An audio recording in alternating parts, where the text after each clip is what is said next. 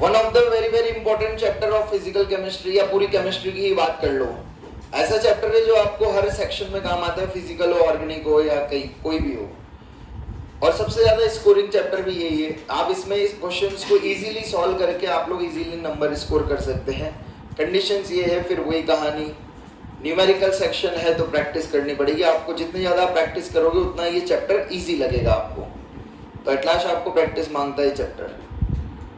अब इसमें क्या पढ़ने वाले हैं हम लोग, तो 100 बातों की एक बात है। नाम से आपको दिख रहा है thermo. Thermo related with what? Temperature. और टेम्परेचर मतलब क्या? टेम्परेचर से क्या रिलेटेड होती है? हीट या एनर्जी। डायनामिक्स और स्टैटिक दो वर्ड होते हैं फिजिक्स में, सुना है? स्टैटिक मतलब क्या होता है? स्टैटिक मतलब क्या होता है? रुका हुआ। तो डायनामिक्स मतलब क्या होगा? जो मोशन में हो, फ्लो में हो, हाँ है ना। तो इस चैप्टर में बेसिकली हम किसके फ्लो के बारे में बात करेंगे? हीट या एनर्जी के फ्लो के बारे में बात करेंगे। तो अलग अलग डिफरेंट केमिकल प्रोसेस हो रहे होंगे, या अलग अलग सिचुएशंस होगी, कंडीशन होगी, उसमें कैसे हीट का फ्लो होगा, उन सब चीजों के बारे में आप लोग देखोगे। एक एग्जांपल से, सबसे बेसिक एग्जांपल लेते हैं अपन लोग। सुबह सुबह लकीली दूध वाला जो आया आपके घर पे, वो आइसक्रीम भी लेके आ गया, किस्मत से ऑफर चल रहा था, आइसक्रीम लेके आ गया, है ना। तो सिचुएशन ऐसी हो गई कि आपको खाने को नहीं मिली, टाइम नहीं था, जल्दी से निकलना भी था घर से, तो आपने वो आइसक्रीम रख दी घर पे।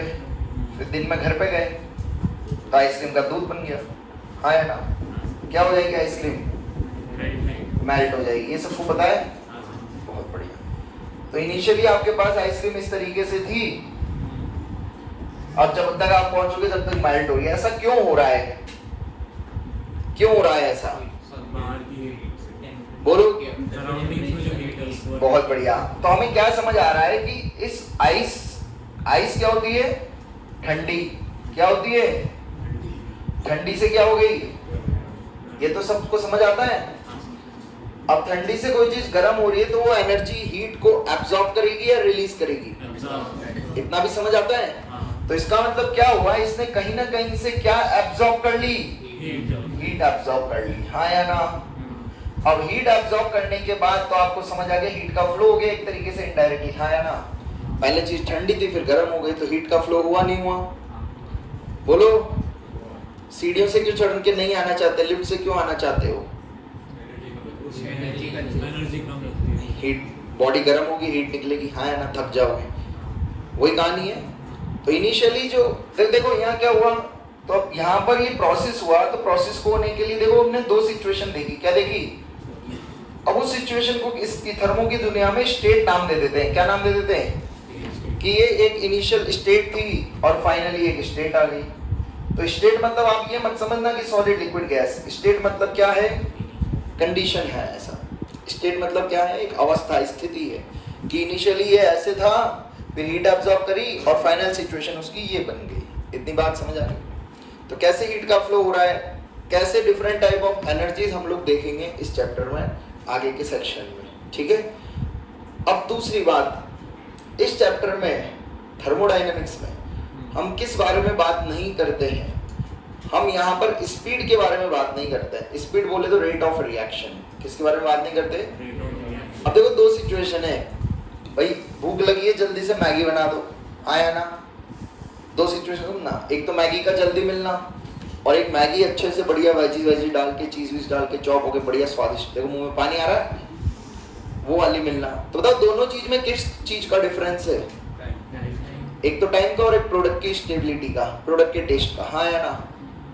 तो जो प्रोडक्ट के टेस्ट की बात करते हैं वो किस में डील करते हैं हम? थर्मोडायनेमिक्स में। और जो जल्दी चीज वर्ड है, जो जल्दी से मैगी मिली, वो आप लोग पढ़ते हो कौन से चैप्टर में? क्लास 12 में चैप्टर आता है केमिकल काइनेटिक्स में। किस में पढ़ते हो? तो वहां सारा का सारा खेल होता है रेट ऑफ द रिएक्शन का, और यहाँ सारा खेल होगा स्टेबिलिटी ऑफ द प्रोडक्ट का। बात समझ आई? आगे चलते हैं। अब आगे चलते हैं तो थोड़ा बहुत लिखो पहले इसके बारे में, फिर अपन लोग, हाँ चलो एक चीज और पहले समझा देता हूँ। अब देखो थर्मोडायनेमिक्स को पढ़ने के लिए पूरी इसकी दुनिया अलग से बनानी पड़ती है अपने को। तो अलग से दुनिया बनाने के लिए थोड़ी सी थ्योरी पार्ट है, पहले थोड़ी सी टर्मिनोलॉजीज है, बेसिकली वो समझना बहुत जरूरी है। क्लियर है? अरे भाई इधर देखो, क्या कर रहे हो दोनों? तो जैसे कि साइंटिस्ट ने क्या करा, जहां पर भी वो एक्सपेरिमेंट कर रहे थे, उस चीज को क्या नाम दे देते हैं ये लोग? सिस्टम। क्या नाम दे देते हैं? सिस्टम। तो सिस्टम बेसिकली वो पार्ट हो गया अपना जहां पर हम सारा का सारा एनालिसिस करेंगे, स्टडी करेंगे, सब चीजें इन्वेस्टिगेशन करेंगे, एक्सपेरिमेंट करेंगे। जैसे ये रूम, इस रूम को भी अब हम क्या मान के चलेंगे आज के बाद से? तो इस रूम के बाहर की दुनिया क्या होगी बताओ? इस रूम के बाहर की दुनिया को क्या बोल दोगे? सराउंडिंग्स बोला जाता है। क्या बोला जाता है? और दोनों मिलके जो बनाते हैं उसको बोल दिया जाता है क्या? क्या? यूनिवर्स बोला जाता है। तो universe is nothing but sum of system plus surroundings. इतनी बात समझ आई? अब इसी में अगर अपन आगे बढ़े तो सर हमें कैसे पता लगेगा कि सिस्टम और सराउंडिंग को क्या है? कैसे पता लगेगा कि सिस्टम क्या है, सराउंडिंग क्या है? यहाँ तो क्या खींची हुई है चारों साइड? दीवार। तो आपको पता लग रहा है सिस्टम ये, सराउंडिंग ये है। वैसे दीवार ही नहीं होती, गेट नहीं होता, तो क्या सिस्टम क्या सराउंडिंग? हाँ यार। तो सिस्टम और सराउंडिंग को सेपरेट करने के लिए जो टर्म आती है that is known as what?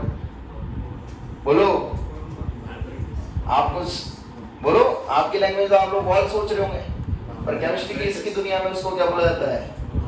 Boundary बोला जाता है। तो बाउंड्री ऐसी चीज हो गई जो किस किस को सेपरेट कर रही है? सिस्टम और सराउंडिंग दोनों को सेपरेट आउट कर रही है, जिससे हमें पता लग जाता है कि बाउंड्री के अंदर की दुनिया सिस्टम, बाउंड्री के बाहर की दुनिया सराउंडिंग्स। इतनी बात क्लियर है? अब चले आगे।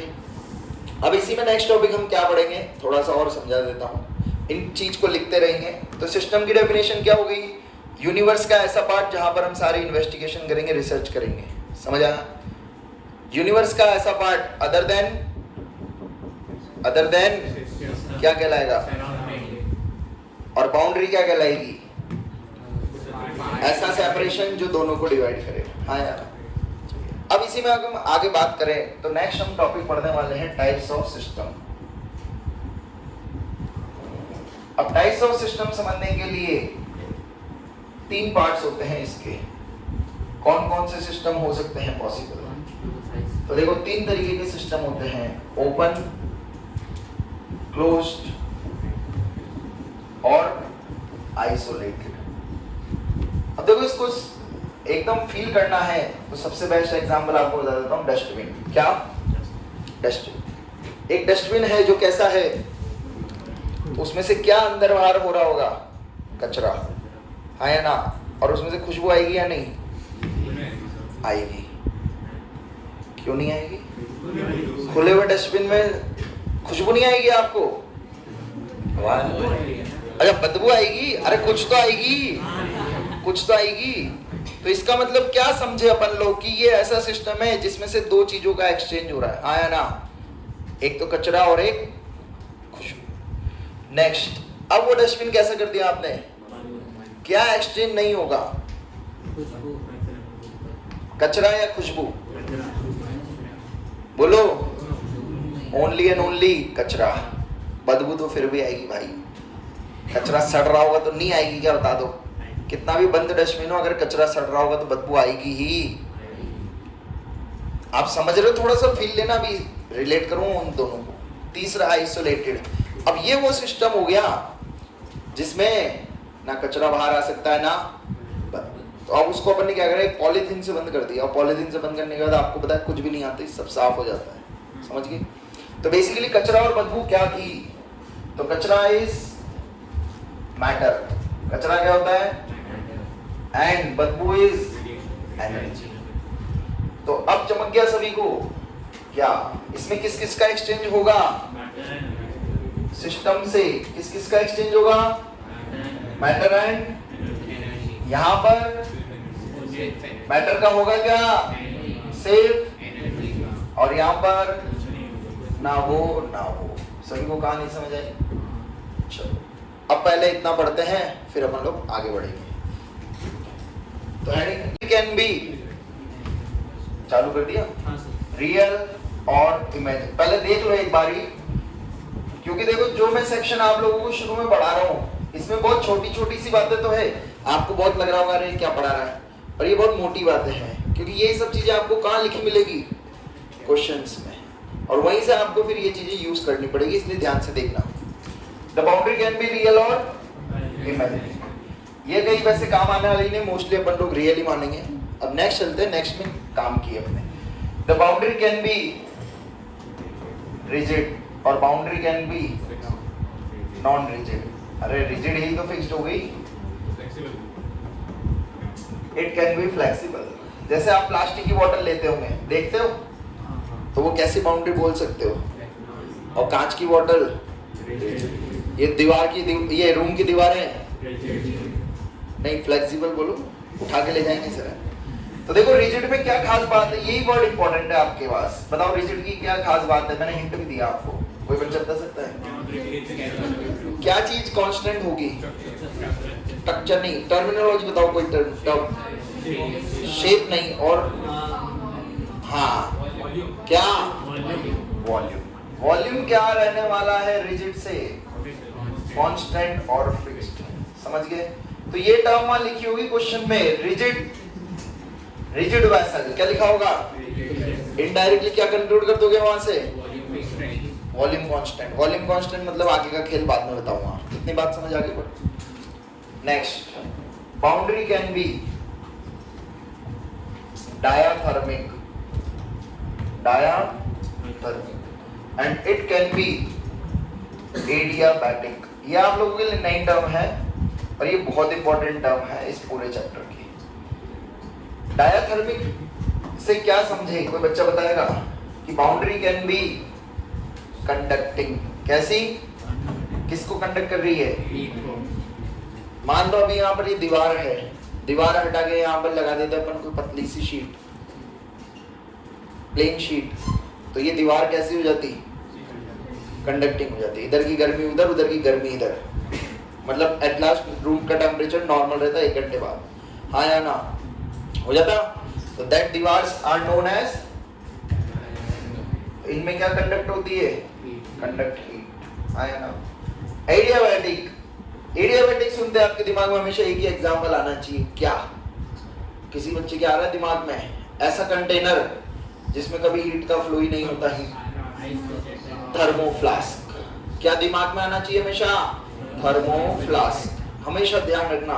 तो थर्मोफ्लास्क सुनते ही एक्चुअली अपने दिमाग में क्या सीधा आ जाएगा फटाक से? हाँ, चाय गर्म है, गर्म को गर्म रखेगा, ठंडे को ठंडा रखेगा। हाँ या ना? तो क्या बोलते हैं वहां पर हम? नॉन कंडक्टिंग या हीट एक्सचेंज। क्या बोलते हैं उसके लिए? क्या टर्म यूज होती है? कैसा होता है heat exchange? Negligible. Zero means negligible. तो ऐसी बाउंड्रीज जिसमें हीट एक्सचेंज नेग्लिजिबल हो, या हम इनडायरेक्टली उसको क्या बोलते हैं? Non conducting. उन दीवारों को क्या बोला जाता है भाई लोगों? अभी आगे चल के हम हीट को रिप्रेजेंट करेंगे क्यू से। किससे रिप्रेजेंट करेंगे? तो बता दो क्यू की वैल्यू कितनी मान लो एडियाबैटिक के केस में? अभी से दिमाग क्यों नहीं? क्यों नहीं? परफेक्टली तो ब्रो कुछ हो ही नहीं सकता। फिर थर्मस में अगर चीज ही गर्म रहती फिर तो बात ही क्या थी? तो परफेक्टली नहीं है, बट हाँ हम बात कर रहे हैं ड्यूरेशन के रेस्पेक्ट में। तो अपन एक्सपेरिमेंट करेंगे तो ऐसा थोड़ी कि सुबह से लेकर रात तक तो एक्सपेरिमेंट कर रहा है। For short duration we are talking. तो परफेक्टली एडियाबैटिक तो कुछ पॉसिबल नहीं है। जो आइस वर्ल्ड होता होगा, आइस वर्ल्ड गए आप कभी? आइस वर्ल्ड बोले तो समझ गए क्या कह रहा हूँ? जिसके अंदर आइस की दुनिया होती है, स्नो वर्ल्ड आइस की दुनिया होती है, पुणे में भी है। तो वहां पर भी तो कहीं कुछ परसेंट कहीं ना कहीं वो होता ही होगा। तो इसीलिए वहां तो क्या कंटिन्यूअस मेंटेन रखना है। तो कंटिन्यूअस मेंटेन रखने के लिए वहां पर ऐसा पैसे टेम्परेचर मेंटेन रखते हैं, ठीक है। और अगर अपन तो उसको थर्मोफ्लास्क हमेशा दिमाग में रखना है। क्लियर है? छाप लीजिए। Which depends on those variables which depends on the path followed, which depends on the path followed। अब देखो इसको समझिएगा कैसे। तो ये अपने सिस्टम थे ओपन, क्लोज्ड और आइसोलेटेड। अब नेक्स्ट अपन लोग पहुंच गए दो वेरिएबल्स पे, स्टेट और कौन से? स्टेट फंक्शंस और पाथ फंक्शंस। तो दोनों में क्या डिफरेंस समझ आया भाई लोगों? ये सिर्फ और सिर्फ किस पे डिपेंड करेगा? इनिशियल एंड फाइनल सिचुएशन पे। हाँ या ना? किस पे डिपेंड करेगा? भाई साहब मम्मी सो रही थी, आप घर से निकले सुबह, हाँ या ना? मतलब सॉरी, मम्मी जग रही थी, आप घर से निकले, आप जब सॉरी मम्मी घर पे थी, तुम सो रहे थे, मम्मी बाहर गई, इन मीनवाइल आप वहां से यहाँ आ गए कोचिंग, हाँ या ना? मम्मी भी बाहर गई, तुम मम्मी से पहले घर पहुंच गए, जाके भी सो गए, मम्मी आई, क्या गाली देगी सबसे पहले? अब दिन भर सोता ही रहेगा। और मम्मी को क्या नहीं पता था कि आपकी क्या चेंज हुई थी? स्टेट। अब समझ आया? इनडायरेक्टली एक्चुअली क्या हुआ उस टाइम पे? आपकी इनिशियल और फाइनल स्टेट क्या हो गई? सेम। आप पहले घर थे, अभी सुबह घर से यहाँ आए, तो क्या चेंज हो गई? आइसक्रीम की स्टेट चेंज हुई थी, याद आ रहा है? सॉलिड थी, पहले ठंडी थी, ठंडी से गर्म हो गई। तो स्टेट वर्ड सभी को क्लियर हुआ कैसे चेंज होती है? क्लियर है? हमने कभी ये बात नहीं करी कि आप कोचिंग से घर कैसे आए, घर से कोचिंग कैसे गए, मैंने ये पूछा क्या? That is known as what? तो ऐसे वेरिएबल्स जो किस पे डिपेंड करे वो क्या कहलाते हैं? कौन से फंक्शन? सर हम कैसे याद रखेंगे, पागल बना रहे हो इतना सब कुछ। हाँ है ना? तो बहुत आसान कर देता हूँ भाई, दो ही ऐसे फंक्शन है जो कौन से फंक्शन है? पाथ। कौन से दो? Heat and work. Heat and कैसे फंक्शन है भाई लोगों? इसके अलावा सारे कैसे हैं? स्टेट। तो कभी आपको दिमाग लगाने की जरूरत ही नीचे से ऊपर आए सीढ़ियों से आना पसंद करोगे क्या? काम करना चाहते हो क्या? लिफ्ट से आओगे, काम करने की जरूरत ही, मेहनत ही नहीं लगेगी, हाँ है ना? लिफ्ट से आना, सीढ़ी से आना किस पर डिपेंड कर रहा है? इनिशियल या फाइनल स्टेट या रास्ता? पाथ। तो वर्क इज विच फंक्शन? हाँ या ना? आपकी हर स्टेट पे, हर पॉइंट पे आप काम कर रहे हैं, सीढ़ियां चढ़ रहे हो ना, हर पॉइंट पे आपकी हीट रिलीज हो रही है, हीट एब्सॉर्ब हो रही है, हाँ या ना? That's why these functions are known as, वो किस पे डिपेंड करते हैं? पाथ पे। इनिशियल और फाइनल सिचुएशन कुछ भी हमें कोई लेना देना ही नहीं है। कहानी समझ आ गई? तो स्टेट वेरिएबल्स ऐसे वेरिएबल्स होते हैं जिसमें अपन क्या कैलकुलेट करते हैं? हमेशा चेंज। क्या कैलकुलेट करते हैं? और चेंज हमेशा क्या होता है? डेल्टा। और इसको क्या लिखोगे हमेशा? डेल एफ माइनस, जैसे इंटरनल एनर्जी के लिए लिखना है तो क्या लिख दोगे? UF minus UI। समझ आई?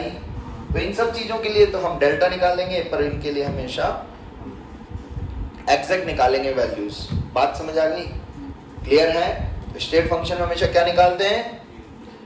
इनमें कभी चेंज नहीं होगा। इसीलिए मैंने आपको एक वर्ड पे फोकस करा था, हीट के लिए। हीट पे मैं पीछे क्या बोला था? हीट क्या होती है? हमेशा चेंज नहीं। हीट में चेंज बोल दोगे तो वो डेल क्यू हो गया। डेल क्यू होता है क्या कभी? एक्सचेंज वर्ड बोला था। क्या बोला था? तो ये बहुत इंपॉर्टेंट वर्ड है, ध्यान रखना हमेशा। हीट फ्लो होती है तो हीट एक्सचेंज होती है। बात समझ आ गई? क्लियर है? तो डेल्टा क्यू कोई सिग्निफाई नहीं करेगा, डेल्टा डब्ल्यू कोई सिग्निफिकेंस नहीं है। समझ गए? डेल्टा सिर्फ सिग्निफाई कौन से फंक्शन का है? स्टेट फंक्शन का है। क्लियर है? इसको समझने का सबसे बढ़िया तरीका क्या था? फिजिक्स की दो टर्म बोलो, डिस्टेंस एंड डिस्प्लेसमेंट। डिस्प्लेसमेंट किस पे डिपेंड करती है? घर से मंदिर जा रहे हो, है ना? मंदिर था ये, गलत मत समझना। डिस्टेंस और डिस्प्लेसमेंट, डिस्टेंस किस पे डिपेंड करती है? बोलो, किस पे? ऊपर वाले रास्ते पे या नीचे वाले पे? हाँ है ना? और डिस्प्लेसमेंट सिर्फ किस पे डिपेंड करेगा? तो इनिशियल और फाइनल पे जो डिपेंड करता है उसको क्या बोला जाता है? State function. और जो पूरे रास्ते पे फॉलो कर रहा है उसको क्या बोला जाता है? तो इनडायरेक्टली आप ऐसे भी समझ सकते हो। क्लियर है? तो डिस्टेंस डिस्प्लेसमेंट से भी आप समझ सकते हैं स्टेट और पाथ फंक्शन। क्लियर है? नेक्स्ट लिखिएगा, extensive and intensive properties. Extensive and intensive properties. तो आप समझने के लिए नीचे एग्जाम्पल के तौर पे अगर चाहें तो ये लिख सकते हो। तो ऐसे दिमाग नहीं लगाना। कौन से दो फंक्शन है जो पाथ फंक्शन है? उसके अलावा सारे, इधर देखो, इधर कौन से दो फंक्शन हैं? Heat and work. कौन से हैं? उसके अलावा सारे स्टेट में हमेशा क्या कैलकुलेट करते हैं? चेंज। क्या करते हैं? And change is defined as initial minus क्या होता है? Final minus initial. बस इतने ही याद रखना है। क्लियर है? चलिए नेक्स्ट देखिए, चालू है ना? Intensive and extensive properties. अब देखो पहले आपको इंटेंसिव पढ़ाऊंगा। क्यों? क्योंकि इसके नाम में ही इसका मीन्स छुपा है। इंटेंसिव मीन्स क्या? इंडिपेंडेंट। कैसे? इंडिपेंडेंट। जो इंडिपेंडेंट होगी किसके? Size and mass of matter. जो size and mass of matter के इंडिपेंडेंट होती है, those are known as intensive properties. तो एक्सटेंसिव क्या हो जाएगी बच्चों? डिपेंड्स या डिपेंड्स ऑन। लिख लेना। एग्जांपल बताता हूं तो जल्दी समझ आएगा। वॉल्यूम। वॉल्यूम किस पे डिपेंड करता है? बोलो। साइज पे। वॉल्यूम ज्यादा तो मास भी तो ज्यादा हो सकता है, हाँ है ना? तो वॉल्यूम हो गया, मास हो गया, मोल्स हो गए, ये सब कैसी क्वांटिटीज है? हीट कैपेसिटी हो गया, एनर्जी हो गई, सही है? ये सब कैसी क्वांटिटीज है? एक्सटेंसिव। हाँ या ना? इंटेंसिव क्या हो गए? Pressure, temperature, all concentration terms. All concentration कैसी क्वांटिटीज है? इंटेंसिव। नेक्स्ट हो गया आपका मोलर। कुछ पढ़ाया था मैंने? मोलर क्या? वॉल्यूम। तो मोलर वॉल्यूम भी कैसी क्वांटिटी हो गई? क्योंकि this is V by N, है ना? Next molar heat capacity.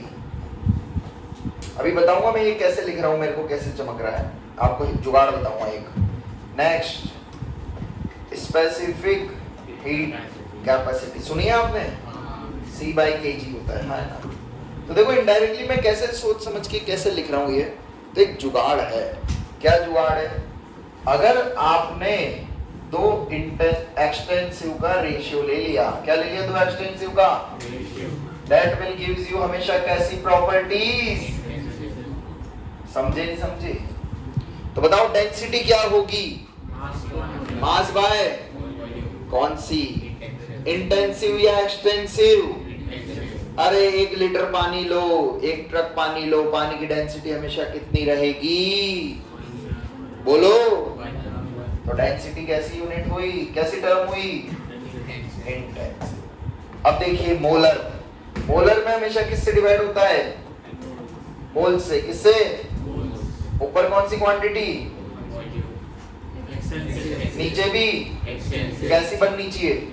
तो कभी किसी नाम के आगे क्या वर्ड लगा हो? आंख बंद करके कौन सा बोल दोगे? किसी नाम के आगे क्या लगा हो? क्या बोल दोगे? क्योंकि हमने स्पेसिफाइड कर दिया पर केजी, पर ग्राम, पर मास। ठीक है? तो mass something by something intensive. All clear? कहानी समझ आ गई? छाप लो। चलो, तो हमने क्या देखा था? दो एक्सटेंसिव प्रॉपर्टीज का रेशियो हमेशा क्या आएगा? Example best density. नेक्स्ट क्या बोला? Extensive properties are additive. दिख रहा है? एक जग में पानी, एक कार में पानी, है ना? दोनों को ऐड कर दोगे, वो जग का पानी कार में डाल दो, डाल दो सकते हो? क्या मास ऐड हो सकता है या नहीं होगा? ऐसा बोल दोगे कि सर कार के रेस्टोरेंट में जग की तो कोई पानी की हमारी कीमत ही नहीं है, ऐसा बोलेंगे क्या? ऐड हो गया। वॉल्यूम, डेंसिटी, नहीं 2D कर दूं उतनी रहेगी। तो क्या वो मास पे डिपेंड करी, मतलब उस पे डिपेंड करी? इंटेंसिव प्रॉपर्टी है तो एडिटिव नहीं हो। बॉइलिंग पॉइंट क्लियर है? और ये कैसी थी?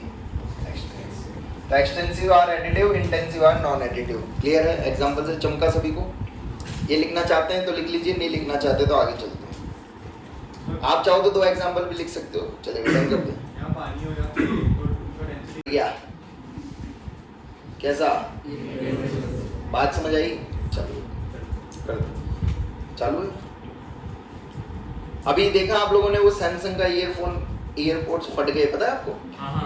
एक बंदा बताता है उसकी गर्लफ्रेंड के कान में वो लगे थे। हाँ, नहीं पता आप लोगों को? नहीं सुना न्यूज? रिसेंटली न्यूज है, गूगल कर लेना। ईयरबड्स, वो क्या बोलते हो आप लोग? ईयरपोड्स। सॉरी, मैं कोटा का रहने वाला हूँ ना, हिंदी वाला हूँ, पता नहीं है। वो फट गए भाई कान में, सैमसंग के। तो ध्यान रखना भाई लोगों, बच के रहना, पहले समझा रहा हूँ, इन चीजों से बचो। पता लगे शादी से पहले सुनना बंद कर रहे हो, दिक्कत हो जाएगी। शादी के बाद सुनना बंद हुआ है मेरा, तो तुम्हारा शादी के पहले हो जाएगा, ध्यान रखना। चलिए, 2 टर्म बोल रहा हूँ, बूंद बूंद से घड़ा भरना और जग से घड़ा भर देना। क्या फील हो रहा है यहाँ से? बूंद बूंद से घड़ा भरना कैसा प्रोसेस फील हो सकता है? Slow process. बहुत बढ़िया, आप लोगों ने एकदम सही चीज पकड़ी। और स्लो प्रोसेस कैसा बोल सकते हैं हम? रिवर्सिबल या इरिवर्सिबल? रिवर्सिबल। और वो एक साथ ही भर देना घड़े को, फास्ट हो गया। तो कैसा प्रोसेस हो गया? वही चीज अपन अब समझते हैं, देखो कैसे समझेंगे। तो देखो क्या हुआ, एक बार की बात थी भाई लोगों, मैं गया हुआ था जैसलमेर। कहाँ गया हुआ था? जैसलमेर जानते हैं? क्या होता है वहां पे? गर्मी के अलावा भी और कुछ होता है? जो चीज सुनना चाह रहा हूँ वो तुम्हें नहीं पता, चलो मैं बता दूंगा।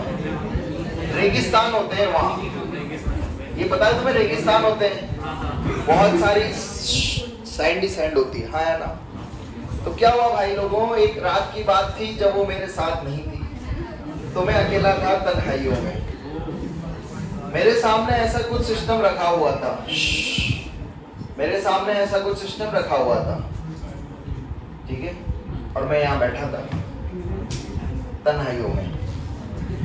रेगिस्तान की धरती है तो आसपास क्या होगा? मिट्टी ही मिट्टी होगी, हाँ या ना? अरे सुन लो श्री भाई। चलिए, तो यहाँ पर सैंड के पार्टिकल्स थे मेरे आसपास, बहुत सारी धूल मिट्टी उड़ रही थी और मैं खोया हुआ था ख्यालों में।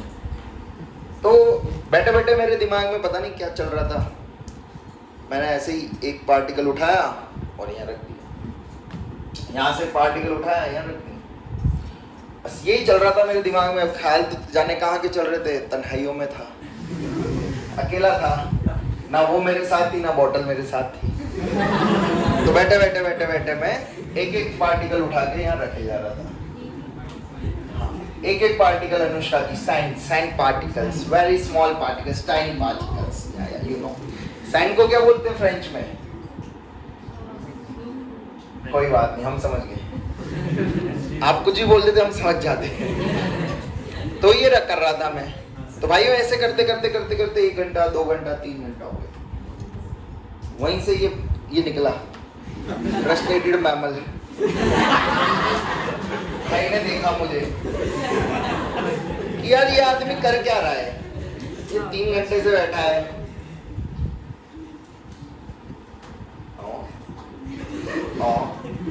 ये क्या कर रहा है? तो ये मेरे पास आया कि भाई तू चाहता क्या है ये बता दे। मैंने कहा भाई मेरा एक ही मकसद है, क्या? इस पिस्टन को यहां से उठा के कहाँ लाना? नीचे लाना, आया ना? तो मैंने इसको बोला भाई मैं ये चाहता हूँ। तो मैंने वो ये मेरे से कहता, तो भाई ये नीचे तो आ ही नहीं रहा, भाई ले लो ना, देखो नाराज तो नहीं होगा ना, या किसी और को लो, ले लो, तेरी भी लूंगा, ध्यान रखना। मजाक कर रहा। तो ये भाई बैठा बैठे ये मेरे को समझाना, ज्ञान देने लग गया। अरे भाई यार ये नीचे नहीं आ रहा भाई। मैं कह रहा हूँ भाई आ रहा है, ये कह रहा है भाई नहीं आ रहा, तो पिछले 3 घंटे से यही करे जा रहा है, तो एक पार्टिकल उठा रहा है, रखे जा रहा है। तो मैं कह रहा हूँ भाई मुझे तो दिख रहा है पर इसको नहीं दिख रहा। तो क्या चीज इसमें थी एक छुपी हुई, कि जो चीज मेरे को तो समझ आ रही थी पर इसको नहीं समझ आ रही थी, वो है चेंज। कैसा? क्या चीज? चेंज। मैं चेंज कैसा कर रहा था? वेरी स्मॉल, स्लो नहीं। कैसा चेंज कर रहा था भाई लोगों? Small change. अब वो स्मॉल चेंज जो मैं कर रहा था तो मुझे तो फील हो रहा है ना यार, क्योंकि मुझे पता है नीचे तो जा रहा है, मुझे तो पता है नीचे तो जा रहा है। अब इसको नहीं दिख रहा तो ये इसकी गलती, हाँ या ना, पर चेंज तो हो रहा था, हाँ या ना। तो भाई लोगों बस यहीं से कौन सा प्रोसेस निकल के आता है, ऐसे प्रोसेस जिसमें आप चेंज कैसा करते हो और जिसको होने में कितना समय लगेगा, इनफाइनाइट। तो इसने मेरे को ज्ञान दे दिया कि भाई तू बूढ़ा हो जाएगा तब तक भी ये नीचे नहीं आने वाला अगर तू ये करता रहेगा तो, हाँ या ना। अब ये मुझे देख के फ्रस्ट्रेटेड तो हो ही गया था, हुआ था नहीं हुआ था। तो भाई इसने क्या करा, जैसे मेरी नजर इधर उधर हुई, नजर हटी, दुर्घटना घटी। भाई ने क्या करा, भाई ने पूरी की पूरी रेत उठाई और भाई ने रेत उठा के पूरी की पूरी कहाँ रख दी, यहाँ रख दी। तो जैसे इसने रेत यहाँ रखी तो बताओ ये पिस्टन कहाँ पहुंच जाएगा, एकदम से नीचे आ जाएगा, हाँ या ना। और जैसे ही ये सिस्टम नीचे आ गया तो इस पे लगने वाले फोर्सेस क्या हो गए, प्रेशर क्या हो गया, एट लास्ट कांस्टेंट, एकदम से रख दिया ना इसने। तो अब देखो दोनों सिस्टम में एक चीज और कॉमन, एक चीज क्या डिफरेंस है, ये मेरा सिस्टम जो था ये हर पॉइंट पे कौन सी स्टेट में था, इक्विलिब्रियम। कौन सी पोजीशन, कौन सी स्टेट में था, पर ये वाला सिस्टम सिर्फ और सिर्फ कितनी स्टेट में इक्विलिब्रियम में है, एक तो और एक, उसके बीच की कोई बात ही नहीं है। बात समझ आ गई। दूसरी चीज, ये प्रोसेस कैसा है, स्लो या फास्ट, कितने स्टेप में हुआ, फाइनाइट, कितने स्टेप में हुआ, कितने टाइम में हो गया। तो भाई मेरे को पहली बार ज्ञान की बात देके गया, हाँ या ना, कि भाई ये उठाओ और ये रख दो, आपका काम फटाफट हो जाएगा। इतनी बात सभी को क्लियर है। तो रिवर्सिबल इरिवर्सिबल में मुद्दे की बात एक ही है जो अपने पेपर क्वेश्चंस में आपको देखने को मिलती है। क्या, अभी मैं ग्राफिकल नहीं समझाऊंगा आपको, अभी सिर्फ अपन ने थियोरेटिकल एस्पेक्ट समझे, ग्राफिकल धीरे धीरे आगे चल के बताऊंगा, उससे एकदम क्लियर हो जाएगा, ठीक है। पर पहले अभी बेसिक चीज समझेंगे। तो मुद्दे की बात क्या समझ आई कि जो पी एक्सटर्नल होता है, जो एक्सटर्नल प्रेशर यहाँ पर पहले से भी लग रहे थे, ठीक है, वो तो लग ही रहे जो लग रहा है, कि एक्सटर्नल प्रेशर किस केस में, किस केस में, इरिवर्सिबल के केस में वो कैसा हो जाता है, कांस्टेंट। तो आपका सिस्टम एक पर्टिकुलर प्रेशर पे आएगा, उसके बाद वो काम करना शुरू करेगा। फाइनल स्टेट में आ गया ना, तो अब लगने वाला प्रेशर क्या है, कांस्टेंट। ये कांस्टेंट हो गया। तो यहाँ पर जो भी पी एक्सटर्नल आपको गिवन होगा वो प्रेशर आपको मानना है। कैसा मानना है उसको, हमेशा पी फाइनल मानना है। क्या मानना है, और वही आपके किसी भी फॉर्मूला में किस चीज को रिप्रेजेंट कर सकता है, P1 P2 P3 लिखते हैं ना, इनिशियल में P1 फाइनल में P2 ऐसा। तो फाइनल प्रेशर को हमेशा हम कौन सा वाला मानेंगे, जिसके अक्रॉस कौन सा क्या हो रहा होगा, क्या हो रहा होगा, कांस्टेंट हो रहा होगा। और वही प्रोसेस इनडायरेक्टली आप कौन सा मान के चलोगे। तो क्वेश्चन में आपको कैसे टर्म मेंशन होगी, मैं लाइन पढ़ के बताता हूँ। A process is occurring at constant external pressure of 5 atm। बोलो कौन सा प्रोसेस, बस। उसके अलावा प्रोसेस अपने आप कौन से दिखेंगे आपको, मोस्टली क्वेश्चन में मेंशन होगा process is occurring at reversibly. वो देखो कितना ध्यान लगा रही है, वो अलग तनाइयों में खोई हुई है ना, रिवर्सिबली। तो आप समझ जाओगे कि वो भी एक्सटर्नल वेरिएबल है, क्योंकि वहाँ हर एक इंस्टेंट पे चेंज हो रहा है, और यहाँ फाइनली क्या हो जाता है, कांस्टेंट। क्लियर है इतनी बात सभी को, आगे चले। अब देखो इंटरनल एनर्जी को समझने के लिए आपको एक एग्जांपल बताता हूँ, उसके बाद अपने को इंटरनल एनर्जी पे चलेंगे। एक बैंक है, क्या है, एक बैंक में क्या डिपॉजिट करते हैं सभी लोग, मनी, हाँ ना। तो भाई साहब मैं गया कैश लेके, क्या लेके, अपने पास कैश था, अपन गए बैंक में, मैंने दिया, तो उन्होंने क्या करेंगे, वो मेरे अकाउंट में क्या डिपॉजिट कर देंगे, पैसा। तो इनडायरेक्टली वो किस फॉर्म में गया, मनी, हाँ ना। अब ये गया, ये लड़का दिख रहा है आपको आगे पतला सा, ये एक स्लिप लेके गया, स्लिप, भैया भैया ये पैसा जमा करना, भैया कैसे करें भैया।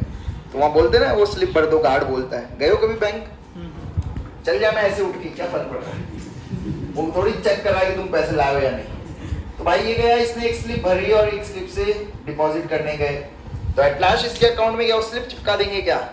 भाई इसके नाम के आगे स्लिप चिपका देंगे क्या? बोलो। तो एट लास्ट वो पैसा किस फॉर्म में गई स्लिप? बैंक में। बोलो ना, अकाउंट्स में किसके अकाउंट में किस फॉर्म में जमा हुआ? बोलो ना यार, मनी के फॉर्म में ही तो हुआ। अब तुम चेक लेके जाओगे तो ऐसा थोड़ी कि तुम्हारे अकाउंट में चेक लगा देंगे कि चेक को चिपका दिया भाई इसके। एट लास्ट किस फॉर्म में डिपॉजिट हो गए अकाउंट्स में? तो आप कैसे भी मीडियम से जा रहे हो, एट लास्ट वो डिपॉजिट एक ही फॉर्म में होता है बैंक में। किस फॉर्म में? मनी। ये थोड़ी बोलते हो यार मेरे चेक की कमी हो रही जीवन में, ये बोलते हो क्या चेक कम हो रहा है यार, तो चेक लाओ मैं दे दूंगा बहुत सारे। किसकी कमी होती है? मनी। तो इन द सिमिलर वे हमारा एक सिस्टम होता है, हमारे पास क्या होता है? तो हमारे पास जो सिस्टम है भाई लोगों, उस सिस्टम के पास पता नहीं कौन कौन सी एनर्जी होती है। एग्जाम्पल के तौर पे काइनेटिक एनर्जी होती है, पोटेंशियल एनर्जी होती है, कोई मैकेनिकल वर्क कर रहा होगा तो मैकेनिकल एनर्जी होगी, मान लो न्यूक्लियर रिएक्शन हो रही है तो न्यूक्लियर एनर्जी होगी। तो ऐसे करके सिस्टम के पास बहुत सारी एनर्जी है, हाँ ना? अब काइनेटिक एनर्जी है तो मैंने आपको केटीजी में बताया था कितने फॉर्म में काइनेटिक एनर्जी पॉसिबल है? 3 बताई थी मैंने। ट्रांसलेशनल, वाइब्रेशनल, हाँ या ना? तो कितने भी फॉर्म में एनर्जी हो सकती है सिस्टम की। अब क्या बार बार सिस्टम के लिए अलग अलग फॉर्म में बोलोगे क्या एनर्जी का नाम? इसीलिए हम एक नाम बोल देते हैं, क्या? ये दे नहीं रहा हूं, ध्यान रखना। ये सिस्टम के अंदर की एनर्जीज आपको बताइए कि ये पॉसिबल है। अब उनको अलग नहीं बोल के साइंटिस्ट ने बोल दिया भाई एक ही नाम बोल दो सबको। जैसे यहाँ पर क्या बोलते हो वैसे यहाँ एक नाम बोल दो, क्या? तो इंटरनल एनर्जी की परिभाषा क्या हो गई? सिस्टम के अंदर जितनी एनर्जी उनका sum is known as what? Internal energy. Clear है? तो इंटरनल एनर्जी आपका कैसा फंक्शन रहा? स्टेट या पाथ? स्टेट या पाथ? तुक्का मत मारना, आराम से सोच के बताना ठंडे दिमाग से। बोलो। क्योंकि थर्मोडायनामिक की दुनिया में पाथ फंक्शन कितने थे? कितने थे? कौन कौन से?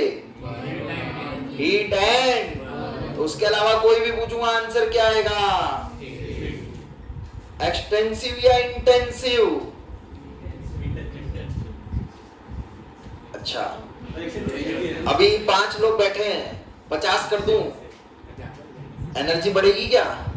क्यों बढ़ेगी? इंटेंसिव बोले ना तुम तो। कैसी प्रॉपर्टी है भाई लोगों? अरे एनर्जी है ना, तो अमाउंट पे डिपेंड करेगी या नहीं? अरे तुम्हें कोई कंप्लेन लेके जानी है, 5 लोग जाओगे या सब जाओगे तो आवाज ज्यादा आएगी? अरे चमका, तो कैसी प्रॉपर्टी हो गई? बोलो। पाथ फंक्शन या स्टेट? एक्सटेंसिव या इंटेंसिव? स्टेट फंक्शन है, इसीलिए हम क्या कैलकुलेट करेंगे उसमें? चेंज। क्या कैलकुलेट करते हैं? और चेंज बोले तो मतलब क्या?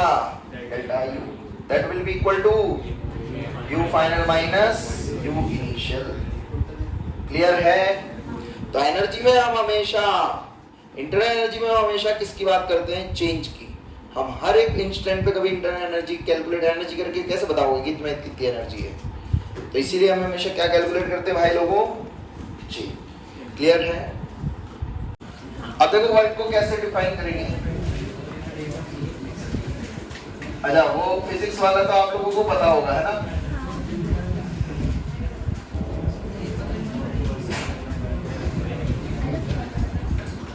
इनिशियली मेरा पिस्टन यहाँ पर है, इसका वॉल्यूम है V1,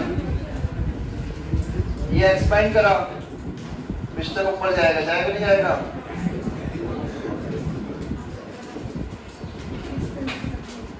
अब फाइनल वॉल्यूम कितना हो गया? V2। केस दे रहा हूं मैं एक्सपेंशन का। इसका क्रॉस सेक्शन एरिया, अरे शांत हो जाओ भाई, एरिया हमेशा कितना रहेगा? A। कितनी लेंथ में चेंज हुआ? इसको मैंने L बोल दिया। क्या बोल दिया? L। जो आप V2 माइनस बोले V1, that is change in volume. किसमें चेंज है? तो क्या इनडायरेक्टली डेल्टा वी को वॉल्यूम की यूनिट बोलो क्या होती है, मीटर क्यूब होती है, length into breadth into height होती है। इनडायरेक्टली उसको a इनटू एल लिख सकते हैं या नहीं, और ये क्या हो जाएगा आपका v2 माइनस v1। ऐसा हो सकता है या नहीं मैथ्स के हिसाब से, हो सकता है। चलिए प्रेशर का फॉर्मूला बोलो क्या होता है, फोर्स अपॉन फोर्स की वैल्यू क्या हो गई, प्रेशर इनटू एरिया, हो गई नहीं होगी। चलिए मैथ्स में फिजिक्स में फोर्स मास इनटू नहीं वर्क, सॉरी ये ध्यान रखना, और W छोटा W लिखा है। बोलो वर्क को कैसे डिफाइन करते हो, फोर्स इनटू डिस्प्लेसमेंट कितना हुआ हमारा, L हुआ है, हाँ है ना। आगे चलूं, फोर्स की वैल्यू बोलो कितनी आ गई, कुछ चमक रहा है, क्या बन गया, और ये P अपना यही है, कौन सा, P एक्सटर्नल। तो P एक्सटर्नल इनटू क्या आ गया, और क्या आ गया वर्क का formula, P external into V2 minus V, आया ना। तो फाइनली अपने पास जो वर्क का फॉर्मूला है बच्चों वो ये निकल के आएगा, P external into delta V। But chemistry की दुनिया में हमें कौन सा फॉर्मूला याद रखना है, बोलो क्या याद रखना है, minus P external delta V याद रखना है। क्या वर्क का फॉर्मूला है निकल के, बोलो सभी लोग क्या है formula, minus P external delta. Minus क्यों आया उसका तुम्हें कोई लेना देना नहीं, बस तुम्हें याद रखना है फॉर्मूला की। केमिस्ट्री में हम माइनस मानते हैं क्योंकि फिजिक्स की दुनिया में क्या आएगा, प्लस। तो एक्चुअली प्लस माइनस का खेल है सारा फ्रेम ऑफ रेफरेंस का। अब काम की बात ये है, केमिस्ट्री थर्मोडायनेमिक्स की दुनिया में आप कहीं भी अटक जाओ, कहीं भी वर्क निकालना है, ये फॉर्मूला आपको हर जगह हेल्प कर देगा। क्या फॉर्मूला है बोलो सभी लोग, क्या आया, minus P external into delta V बोले तो अब यहाँ पर दो टर्म, दो चीज पॉसिबिलिटी है डेल्टा V की। अभी लिखना मत, पहले समझ लो बस क्या पॉसिबल है, V final is greater than, या फिर क्या पॉसिबल है, V इनिशियल ग्रेटर देन। बताओ अगर ऐसा है तो वॉल्यूम फाइनली बढ़ रहा है या कम हो रहा है, बढ़ रहा है, बोलो बढ़ रहा है मतलब क्या हो रहा है, एक्सपेंशन या कंप्रेशन। तो यहाँ से आप लोगों को चमक जाएगा कि ये कौन सा बात हो रही है, कौन सी बात हो रही है। तो बताओ वर्क डन पॉजिटिव या नेगेटिव, बोलो वर्क डन पॉजिटिव या नेगेटिव। वर्क का फॉर्मूला बताया तुम्हें क्या है, minus P external delta V। यहाँ से डेल्टा V कैसा है, बोल रहा है यार, तो डेल्टा V पॉजिटिव, तो माइनस इंटू प्लस, अरे हवा में चमक भी रहा है तुम्हें। ये वैल्यू पॉजिटिव, ये वैल्यू और ये वैल्यू क्या आएगा, तो इसका मतलब एक्सपेंशन का वर्क हमेशा कैसा आएगा, इधर आइए, V initial is greater than V final, मतलब डेल्टा V क्या होगा, कंप्रेशन या एक्सपेंशन। तो कंप्रेशन का वर्क हमेशा कैसा होता है, सारी कहानी समझ आ गई, कोई डाउट लिख लो। ये डेरिवेशन एडिशन कोई नहीं पूछेगा आपसे, बस आपको फॉर्मूला। आज के बाद से हम खुद को क्या मान लेंगे, एक सिस्टम। खुद को क्या मान लेंगे, सिस्टम। तो भाई साहब मम्मी ने बोला जा बेटा नीचे से जाके धनिया मिर्ची और एक दूध का पैकेट लिया, लाओगे क्या जाके, हाँ अनपॉसिबल, तुम हाँ बोलते हो मम्मी को, वो तो यहाँ मेरे सामने दिखा रहे हो, हम कर देंगे, बोलो करो ये कभी काम। वो समय है जब तुम मोबाइल खेल रहे हो, रिलैक्स हो रखे हो, चिल मोबाइल खेल रहे हो, करोगे क्या, नहीं करोगे। तो यहाँ से क्या बात समझ आई, क्या बात समझ आई भाई लोगों, क्या कभी कोई सिस्टम काम करना चाहता है क्या, नहीं। तो work done by you, mummy ने तुमसे बोला जा बेटा जाके लेके आ जा, अच्छी बात गंदी बात, गंदी बात, क्योंकि अपन काम कभी करना नहीं चाहते। हाँ तुम दिन भर एक रूम में बैठे हो, सुबह से शाम हो गई, लैपटॉप खोल के बाहर से मम्मी को तो ये लग रहा है हमारा लाल गोपाल बहुत पढ़ रहा है, बहुत मेहनत कर रहा है ना। तो धीरे धीरे मम्मी बीच में ब्रेक में कभी फ्रूट्स ला रही है, कभी मम्मी स्नैक्स ला रही है, कभी ये ले बेटा ले कॉफी पी ले, चाय पी ले। तो work is done on the system. अच्छी बात गंदी बात, दोनों चीज चमका क्या?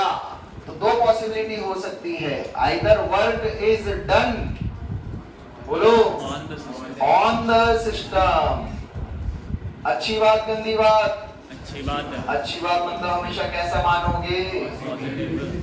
Work is done by the system. जा बेटा नीचे से जाके धनिया मिर्ची लिया, आंटी को जाके मिठाई दिया, वर्क इज डन। अच्छी बात गंदी बात? इट मीन्स हमेशा वो वाला वर्क कैसा मानोगे? अब ये ऐसा भी बोल देगा, क्वेश्चन में लैंग्वेज घुमा देगा, work done by the surrounding,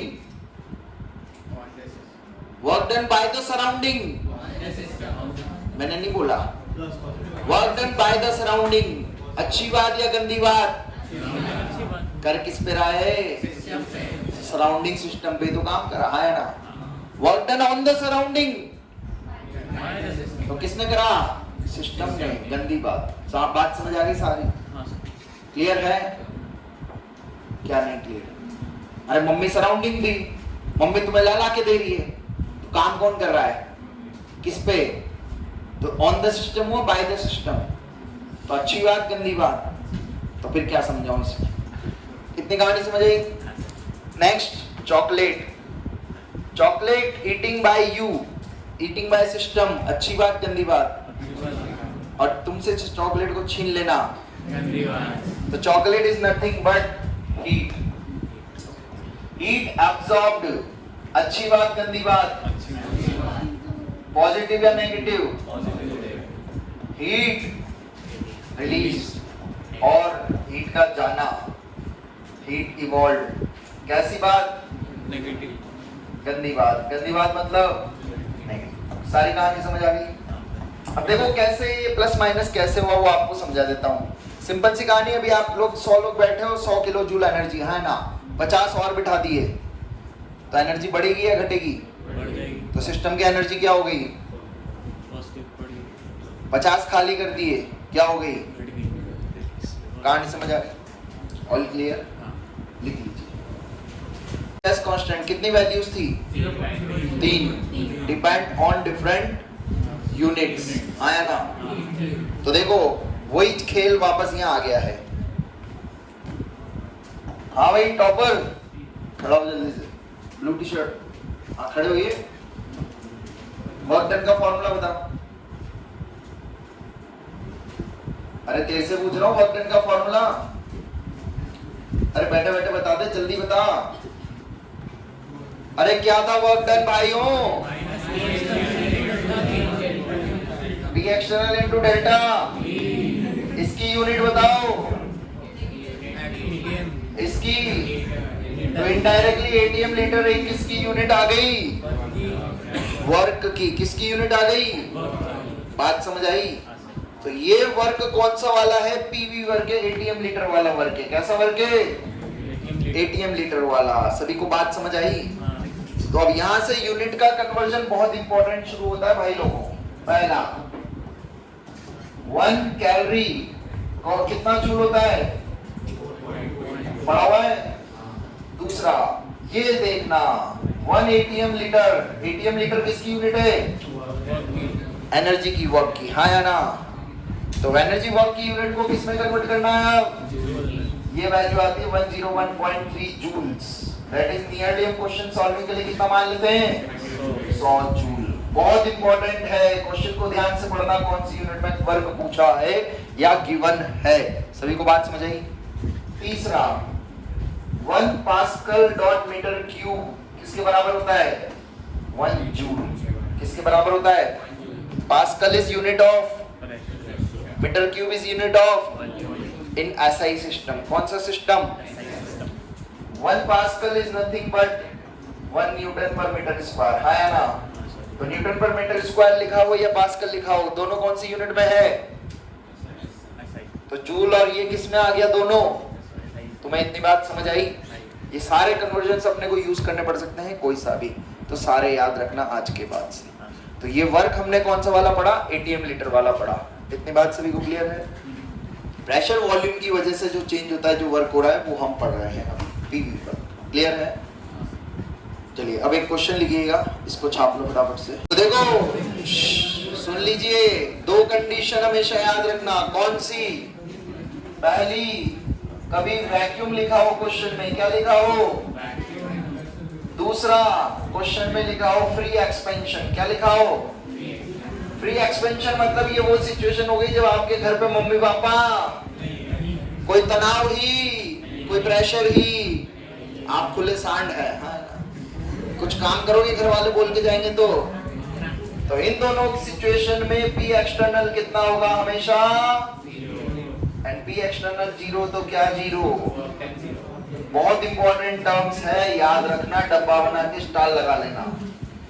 ये सब चीजें आपको बड़े बड़े क्वेश्चन में छोटी छोटी बातों में लिखी होगी, आपको पता ही नहीं लगेगा और आंसर आप गलत करके आएंगे इसी तरीके से। क्लियर है? नेक्स्ट हेडिंग लिखिए, जीरोथ लॉ ऑफ थर्मोडायनेमिक्स। अच्छा, पहले क्वेश्चन में तो किसी को डाउट नहीं है ना? -400 सभी का आ गया। आपका आंसर आ रहा होगा -4, -1 into 4, that answer is in ATM liter। किसमें है? You have to convert it into, तो हो जाएगा -400 joule. All clear? Next heading लिखिए, zeroth law of thermodynamics. Zeroth, yes. अब हम थर्मोडायनेमिक्स के लॉस शुरू कर रहे हैं। तो लॉस में पहला है zeroth law of thermodynamics.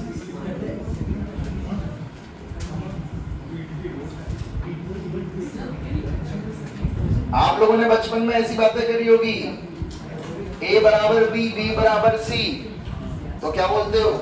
C बराबर A, हाँ या ना? तेरी बंदी मेरी बंदी, मेरी बंदी, ऐसा करते थे ना?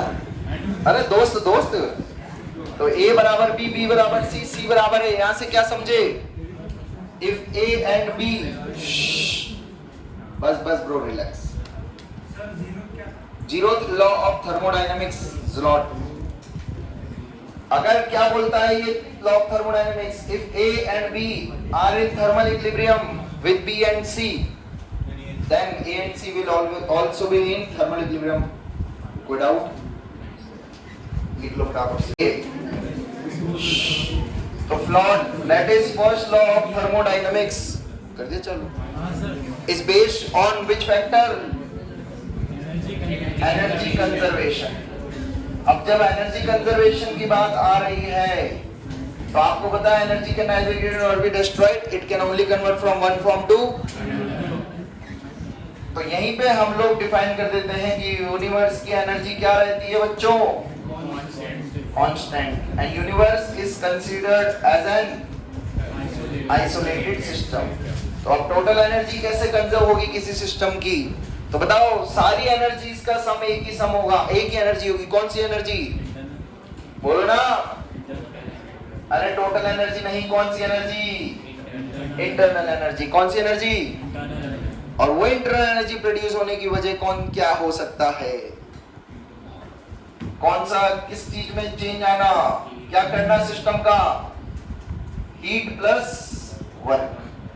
तो हीट प्लस वर्क, जिस उनकी वजह से जो एनर्जी प्रोड्यूस होती है, that is known as internal energy of the system. Clear है सभी को? तो कभी भी डेल्टा क्यू नहीं बोलेंगे, कभी भी डेल्टा यू डब्ल्यू नहीं बोलेंगे, पर डेल्टा यू बोल सकते हैं, हाँ है ना? That is known as change in internal energy. Q is heat, W is.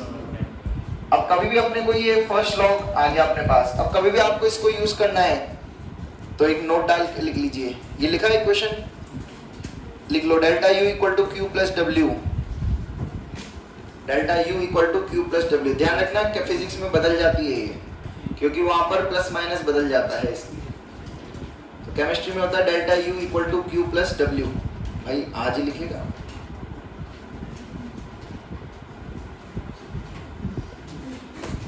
जब सब लिख लेते हैं तब ये शुरू करता है।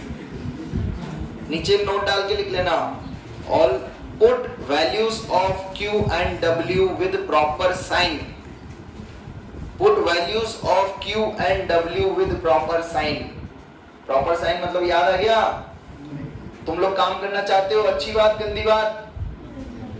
तुम्हारे ऊपर काम हो रहा है, हीट का आना, चॉकलेट का आना, चॉकलेट का जाना, तो अच्छा गंदा मतलब प्लस माइनस, समझ गए? तो क्वेश्चन की लैंग्वेज को बहुत ध्यान से पढ़ना और क्वेश्चंस को सॉल्व करना। लिखिए क्वेश्चन।